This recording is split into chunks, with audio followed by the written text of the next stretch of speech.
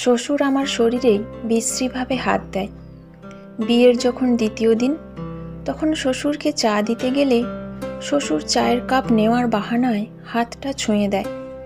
তখন অতটা পাত্তা দিলাম না, কিন্তু দিনকে দিন তার অত্যাচার বাড়তে থাকে।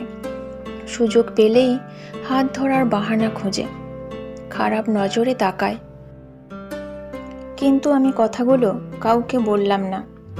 শ্বশুরকে যথেষ্ট এড়িয়ে চলতে লাগলাম। বিয়ের 1 মাস পার হলো। আমার স্বামী তখন অফিসে, শাশুড়ি পাশের বাসায় গেছে। আমি রান্নাঘরে রান্না করছি। খালি বাসা পেয়ে শ্বশুর পেছন থেকে আমাকে জড়িয়ে ধরেন। আমার অন্তরাত্মা কেঁপে ওঠে। প্রাণপণে নিজেকে ছাড়ানোর চেষ্টা করলাম। মিনতি করে শ্বশুরকে বললাম, কি করছেন বাবা? দয়া করে আমাকে ছেড়ে দেন। শ্বশুর আমাকে ছেড়ে দেওয়ার বদলে আরও শক্ত করে ধরে। আমার চোখ বেয়ে অশ্রুকণা ঝরে পড়তে থাকে। দরজায় পরপর 2 বার কলিং বেল বাজায়। শ্বশুর আমায় ছেড়ে দেয়। মনে মনে দরজার বাহিরে থাকা মানুষটাকে ধন্যবাদ জানালাম। দরজা খুলে দেখি আমার শাশুড়ি এসেছে। শাশুড়িকে সব বলার পর শাশুড়ি চুলের মুঠি ধরে বলল, মুখ পুড়ে আমাদের খেয়ে আমাদের পড়ে আমাদের নামই বদনাম করছিস? কি এমন করেছে তোকে? একটু জড়িয়েই তো ধরেছে, তাতেই অত ঢং শুরু করেছিস? শাশুড়ি আমাকে মারতে লাগলেন। শ্বশুর দরদ দেখিয়ে বলল, অভির মা, বৌমা ছোট মানুষ, বুঝতে পারেনি, ওকে ছেড়ে দাও। শাশুড়ি তখন রাগী স্বরে বলল, দেখেছিস আমার স্বামীকে? ওনার নামে কলঙ্ক ছড়াচ্ছিস, আর উনি তোকে বাঁচাতে চাইছে। শাশুড়ির কাছ থেকে মায়ের আর গালি ছাড়া কিছুই পেলাম না। মোবাইল নিয়ে ফোন লাগালাম মায়ের কাছে।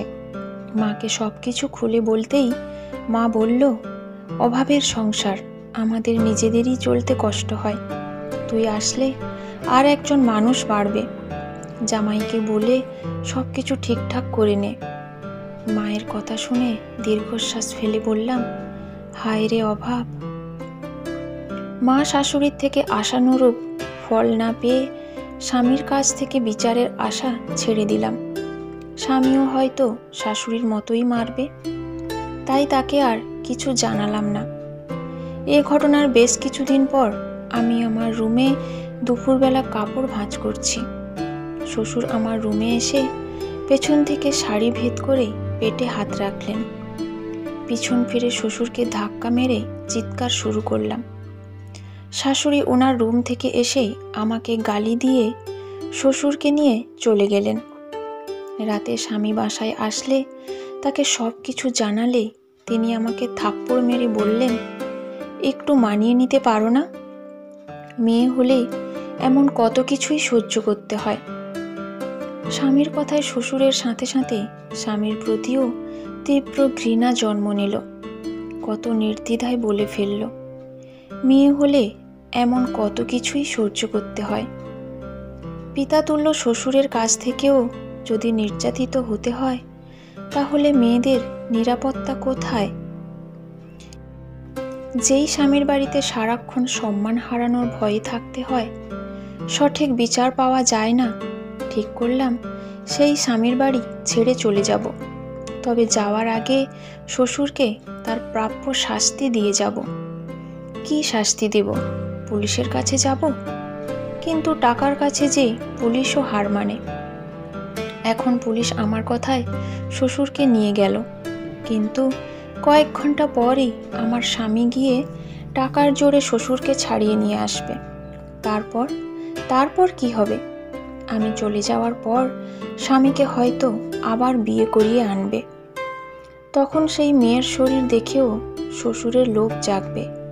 আমার সম্মান হারায়নি বলে সেই মেয়ের যে সম্মান হারাবে না, তার গ্যারেন্টি কোথায়? অন্য কোনো মেয়ের দিকে খারাপ নজরে তাকানোর সুযোগ আমি দেব না। পরের দিন সকাল হলো। স্বামী তখন অফিসে চলে গেছে, শাশুড়ি গেছে মার্কেটে। স্বামীর কাছ থেকে আগে থেকেই কিছু টাকা সরিয়ে রেখেছিলাম। রান্নাঘরে গিয়ে শ্বশুরের জন্য যত্ন সহকারে চা বানাচ্ছি। এটাই হয়তো আমার হাতে তার শেষ চা খাওয়া। চা বানানোর শেষে চায়ের মধ্যে বিষ মিশিয়ে দিলাম। হাসি মুখে শ্বশুরের রুমে চা নিয়ে গেলাম। শ্বশুর আমাকে দেখে বেজায় খুশি হলেন। শ্বশুরকে চা দিতে গেলে এবারও শ্বশুর হাত ছুঁয়ে দিল। শ্বশুর তৃপ্তি সহকারে চায়ের কাপে চুমুক দিয়ে চা খেলেন। শ্বশুরের চা খাওয়া শেষ হলে তার রুম থেকে বেরিয়ে বাইরে থেকে দরজা লক করে দিলাম। কিছুক্ষণ পর শ্বশুরের রুম থেকে চিৎকার শুনতে পেলাম। শ্বশুর যন্ত্রণায় ছটফট করতে করতে চিৎকার করছে। শ্বশুরের চিৎকার শুনে আমার আত্মার শান্তি হলো। বেশিক্ষণ আর এখানে থাকা যাবে না। একটা ব্যাগে জামা কাপড় গুছিয়ে কিছু টাকা নিয়ে বেরিয়ে পড়লাম অজানা গন্তব্যের উদ্দেশ্যে। শ্বশুর হয়তো এতক্ষণে দুনিয়া ছেড়ে চলে গেছে। যে নারীর সম্মানের দিকে হাত বাড়াবে তাকে এভাবেই শেষ করে দেওয়া উচিত, হোক সে পিতৃতুল্য শ্বশুর।